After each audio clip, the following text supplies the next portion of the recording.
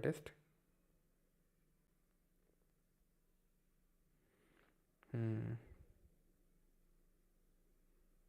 Sir अभी कौन सा माने, फार अमेंड हो सकता है बिल्कुल। आपको केशवानंद भारती केस वाला मानना है कि केशवानंद जो भारती केस है ना वो आपको मानना है कि हाँ वो अमेंड हो सकता है, जो केवीसी में हमने पढ़ा। तो आंसर इसका हो जाएगा ग्रैनविल ऑस्टिन। ठीक है, चलो अगला।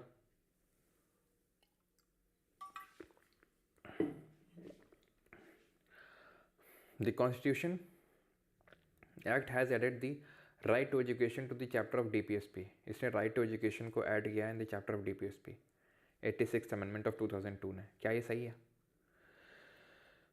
क्या ये सही है? Constitution 86th amendment act has added right to education, yes. गलत है भैया।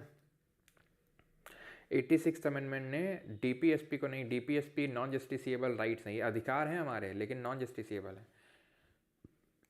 86th अमेंडमेंट ने इसको पार्ट 3 में ऐड किया राइट टू एजुकेशन को, आर्टिकल 21A। डीपीएसपी में आर्टिकल 45 का सब्जेक्ट मैटर चेंज किया है अर्ली चाइल्डहुड केयर से। Right to work, education are both fundamental right and DPSP no. Right to education तो है फंडामेंटल राइट 21A और डीपीएसपी भी है। अगर आप देखो तो डीपीएसपी भी है कि नहीं है 41 जो आर्टिकल है, लेकिन राइट टू वर्क एक डीपीएसपी है, ये एक फंडामेंटल राइट नहीं है काम करने का अधिकार। Which of the following article of the Constitution directs the state to organize village panchayat? 40, 44, 243D या 329? 44 बात करता है किसकी? यूनिफॉर्म सिविल कोड की, तो 40 आंसर होगा। करिए। Which of the following statements about the DPSP under the Constitution of India is or are correct? DPSP strive to minimize inequality of incomes against individual and group. They strive to minimize inequality of status amongst individual and group. So strive to minimize inequality of income, status, facility and opportunity between individuals also and between groups also. Which of the following statement about the DPSP is not correct? कौन सा सही नहीं है? जियो scientist 2025। It is not enforceable by any court, ये enforceable नहीं है, बिल्कुल सही है। It is enforceable by court, therefore नहीं भाई, एनफोर्सिएबल नहीं है। ठीक है। इट इन्विजन्स ऑफ सोशल ऑर्डर, बिल्कुल ही सोशल और इकोनॉमिक जस्टिस बनाने की बात करते हैं, देने की बात करते हैं। It strives for equal pay for equal work, तो equal pay for equal work याद है आपको? LDC goes to PHC, LDC goes to P, तो ABCD 39D। अगला। Which of the following article of the Constitution provides the mandate for the implementation of the Uniform Civil Code?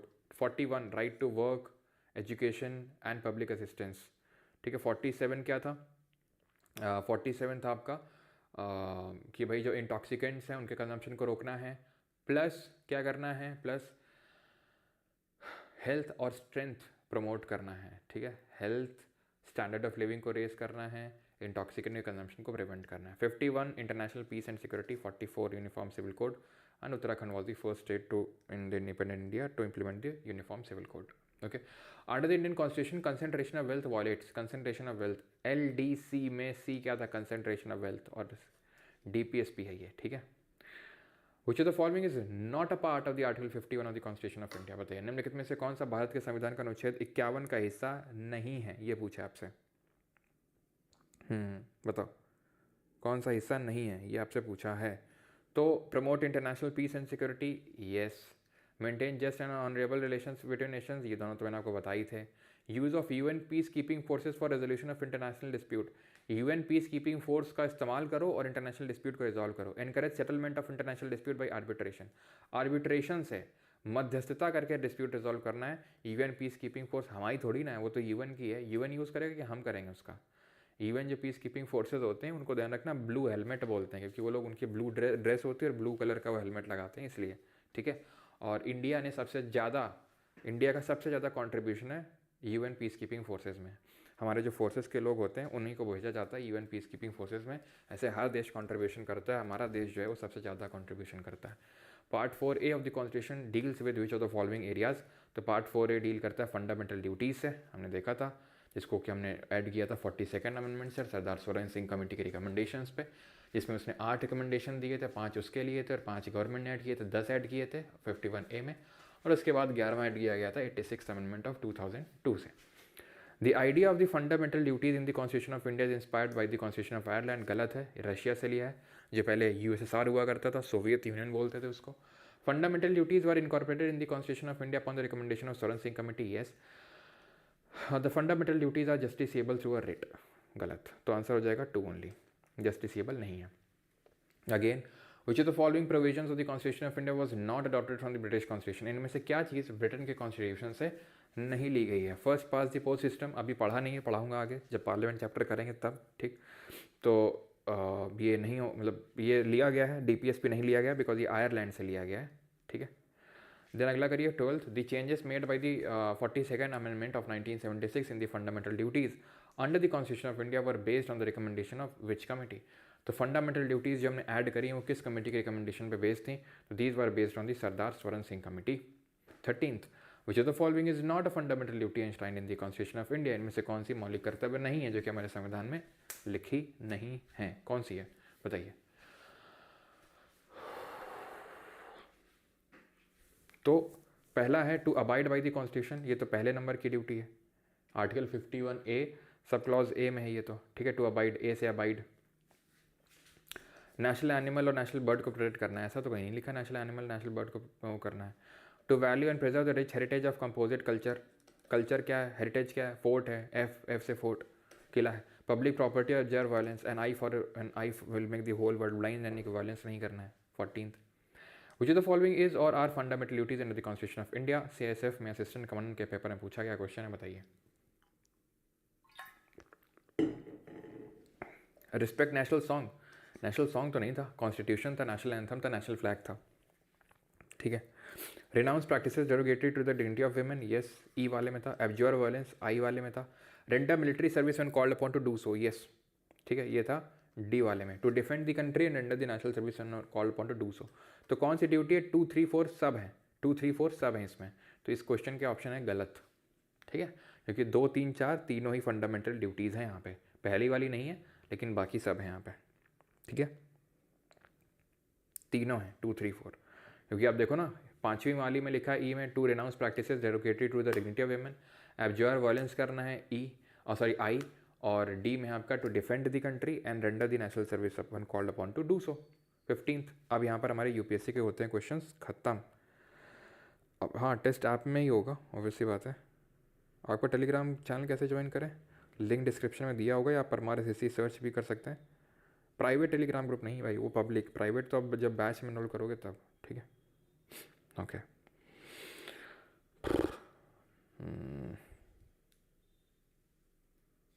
चलो, okay okay okay, यहाँ पर एक catch है, question बढ़िया है भैया, okay okay okay okay okay okay okay okay. एक चीज़ आपने नोटिस करी यहाँ पर 4th में, आप एक चीज़ अगर नोटिस करोगे, मैंने भी जल्दी जल्दी में नोटिस नहीं करी, एक चीज़ है यहाँ पे, and that is military service, ठीक है। और है क्या कॉन्स्टिट्यूशन में? नेशनल सर्विस, ठीक है, ये यहाँ पे कैच था, ठीक है। जल्दी जल्दी फ्लो में यही होता है, render the national service when called upon to do सो है, नेशनल सर्विस आपको करनी है, ज़रूरी नहीं वो मिलिट्री सर्विस हो। नेशनल सर्विस में आपके लिए साफ़ सफाई भी हो सकती है, ठीक है, ज़रूरी नहीं कि आपको बंदूक लेके बॉर्डर पे ही जाना हो। तो यहाँ पर आंसर हो जाएगा 2 and 3, ऑप्शन नंबर बी, ठीक है। रेंडर दी मिलिट्री सर्विस नहीं, नेशनल सर्विस है वो, ओके। चलो 15, क्या होगा? डीपीएसपी आयरलैंड से बोरो किए, एकदम बेसिक से क्वेश्चन है। DPSP were added by the 42nd amendment, अच्छा कौन सी अच्छा कितनी डीपीएसपी को ऐड किया गया था 42nd अमेंडमेंट से? तो गरीब, मजदूरों के जो बच्चे हैं उनसे एनवायरनमेंट प्रोटेक्ट करा। वही मैं सोचूँ यूपीएससी क्वेश्चन ऐसे कैसे गलत, ऐसा नहीं पूछता नहीं कभी, ठीक है, लेकिन बहुत ही रेयर होता है, मतलब इतना भी नहीं, लेकिन हाँ ठीक है ऐसा, लेकिन ट्रिकी होते हैं questions.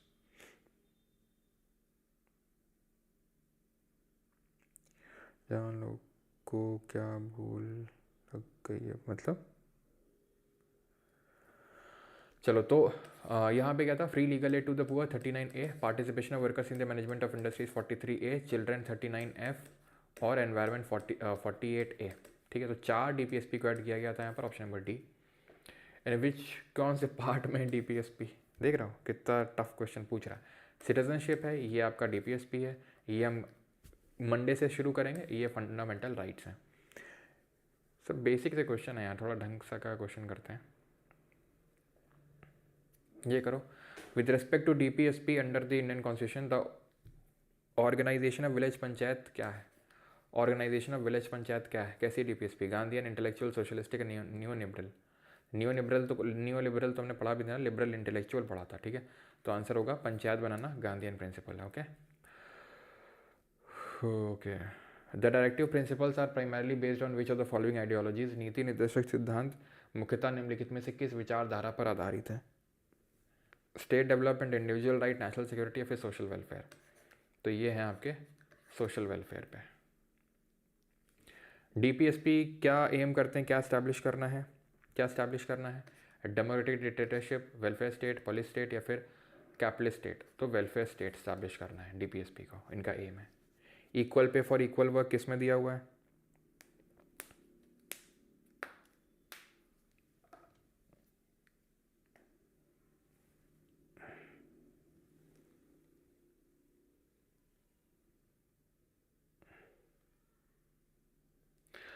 Equal pay for equal work LDC goes to PHC, तो 39D, ठीक है। अगला करो।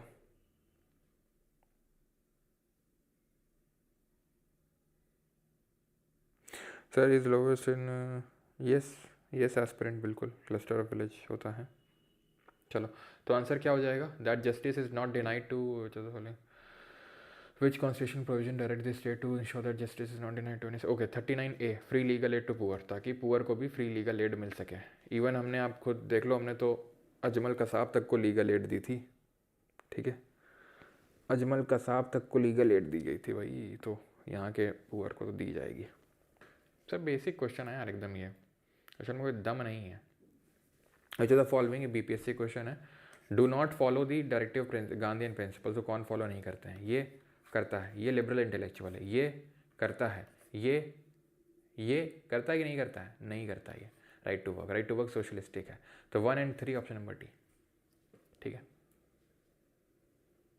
गांधीयन प्रिंसिपल पे कौन बेस्ड है बताओ? सिंपल, ये कर चुके हैं। ये सोशलिस्टिक, ये लिबरल इंटेलेक्चुअल, ये सोशलिस्टिक। देख रहे हो, सब एकदम बेसिक सा क्वेश्चन पड़ा हुआ है एकदम यार, कोई दम ना क्वेश्चन में। करो जरा।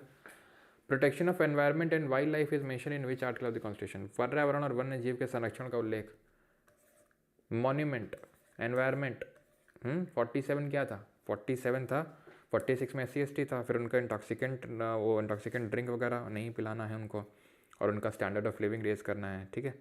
तो वो सारी चीज़ें। 48 में क्या था? 48 में एनिमल हस्बेंड्री, एग्रीकल्चर था, और स्लॉटर ऑफ काउज, और जो दुधारू जानवर हैं उनके स्लॉटर को प्रिवेंट करना था।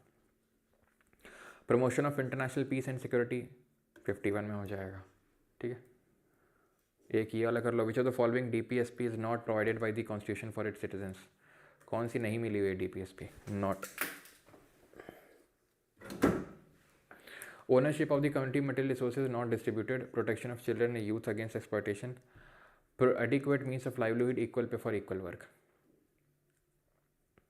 बता, तो क्या नहीं मिला हुआ बोल रहा है? Protection of children and youth against exploitation, क्या यूथ भी लिखा हुआ था? आप बताओ, क्या यूथ भी लिखा हुआ था? पहले तो तुम equal pay for equal work का आर्टिकल बताओ, 39D हो जाएगा।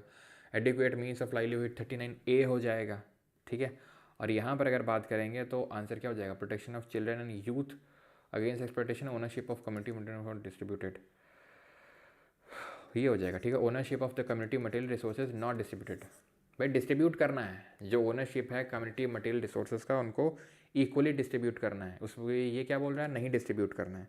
एटलीस्ट जो दूसरा वाला है वो आधा तो सही है, यहाँ चिल्ड्रन को प्रोटेक्ट करना है एक्सप्लॉयटेशन से, ठीक है। पहला वाला तो बिल्कुल ही गलत लिखा हुआ है, ओके। ये करो, विच of the following correctly describes the relationship between fundamental right and DPSP? निम्नलिखित में से कौन मौलिक अधिकार और नीति निर्देशक सिद्धांतों के बीच संबंध का सही वर्णन करता है? Fundamental right always prevail, no. Champakam Dorairajan ने बोला था ऐसा। Judiciary aims to harmonize both, yes, दोनों वो चलते हैं बैलेंस में। ये बोला DPSP सुपीरियर है, नो। ये बोला इररिलेवेंट नहीं। किस केस में ये बोला गया था? कौन सा केस था? तो ये केस था मिनर्वा मिल केस, ठीक है। मिनर्वा मिल्स केस था ये। IR कोयलो क्या था? IR कोयलो 9 शेड्यूल केस था। Which supreme court case ruled that harmony must be maintained between, देख लो अभी हमने देखा गोलकनाथ में क्या बोला था, फंडामेंटल राइट को अमेंड नहीं किया जा सकता है ना। इसमें क्या बोला था, इसमें भी बोला था कि फंडामेंटल राइट ऊपर है डीपीएसपी से। इंदिरा साहनी केस क्या था, इंदिरा साहनी केस इसको मंडल केस भी के नाम से भी जानते हैं, जहाँ पे क्रीमी लेयर का कॉन्सेप्ट आया था, ओबीसी के रिजर्वेशन को लेके था ये, कि ओबीसी को 27% रिजर्वेशन मिलेगा नहीं मिलेगा उसको लेके था ये। तो ये सारी चीज़ें थी। तो बच गया कौन, मिनर्वा मिला आपका। ठीक है, आखिरी कर लो फिर घर जाओ। Providing early childhood care and education to all children until they complete the age of 6 years belongs to which section, तो आर्टिकल 45। ओके ओके ओके, एक ये वाला कर दो बस, सीक्वेंस में लगा दो इनको बस।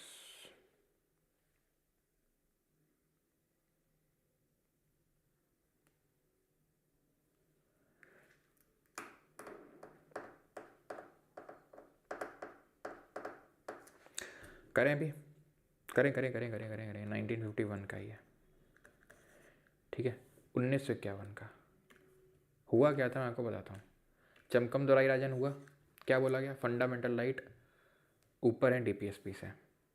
ठीक, पार्लियामेंट ने क्या किया, पहला अमेंडमेंट किया, फंडामेंटल राइट में ऐड कर दिया क्लॉज, अमेंड कर दिया उसको।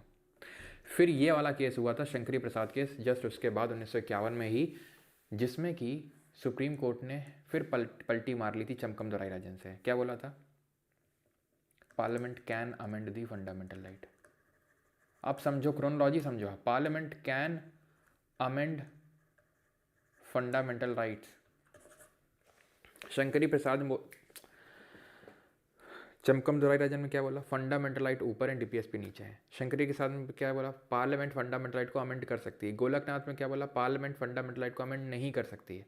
केशवानंदा में क्या बोला, पार्लियामेंट फंडामेंटल को अमेंड कर सकती है। कितना बार पलटी मार रहा है, लेकिन अभी हमें क्या याद करना है, कर सकता है, लेकिन बेसिक स्ट्रक्चर को बस डिस्ट्रॉय नहीं करना है उसको।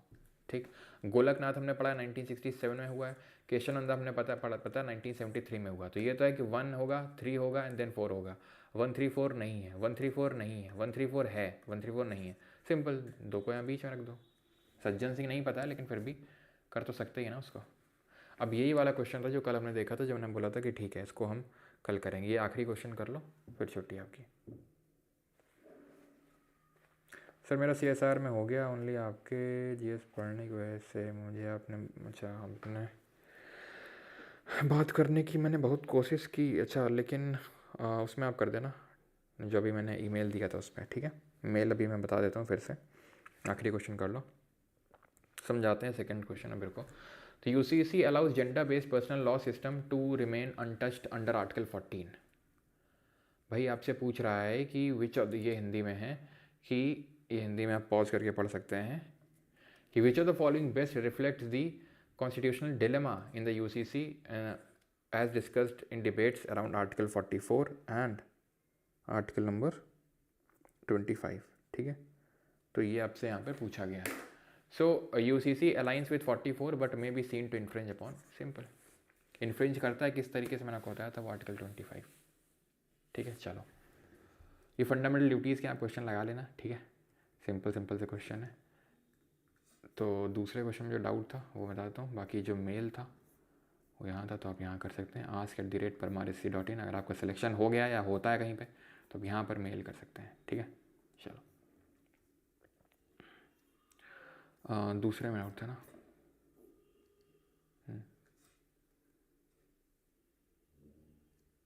क्या डाउट है इसमें? Okay okay okay okay okay, क्या मेल करना है, क्या मेल करना है ये भी हम बताएंगे अब तुमको, क्या मेल करना है ना। हम बोल रहे हैं कि अगर कभी मेल करना हो तो कर सकते हो। ठीक है, चलो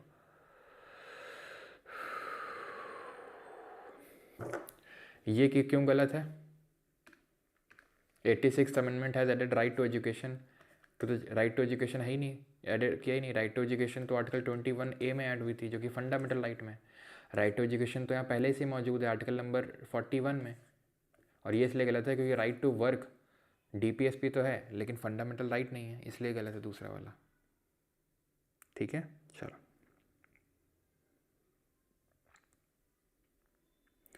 सर मैं हरियाणा से हूँ, मैं नेम है मनीष सर। मेरे पापा की डेथ हो गई एक को, और मेरा 5 साल का रिलेशन था, वो भी पापा के जाने के बाद छोड़ के चली गई। अच्छा,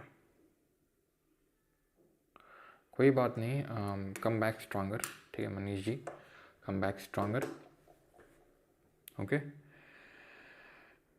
चाहे कोई भी हो, पता है एक बहुत अच्छी चीज़ है जो उपनिषदों में लिखी हुई है, एंड दैट इज़ कि इंसान खुद से प्यार करता है और किसी से प्यार नहीं करता है।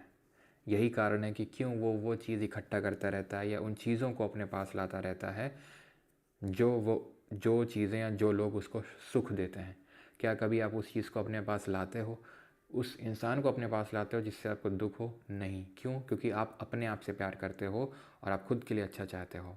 ठीक है, तो इंसान के साथ कोई कुछ पल तक रह सकता है, हमेशा नहीं। तो ये चीज़ आपको एक्सेप्ट करनी होगी, ओके, लाइफ में।